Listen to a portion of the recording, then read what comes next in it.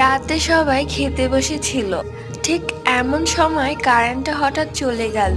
অনেকক্ষণ যাবৎ বসে আছি, কারেন্ট আসার নামই নেই। তাই আমি উঠে আমার হাজবেন্ডকে মাথায় একটা ঠুয়া মেরে ঘরে চলে আসি। ঘরে এসে আমার চোখ কপালে উঠল। আমার হাজবেন্ড ঘরে শুয়ে শুয়ে ফোন টিপছে। তাহলে আমি কাকে ঠুয়া মারলাম? এরই মধ্যে ডাইনিং রুম থেকে হইচই পড়ে গেল। আমার শ্বশুর বলছে কে যেন তার মাথায় ঠুয়া মেরেছে।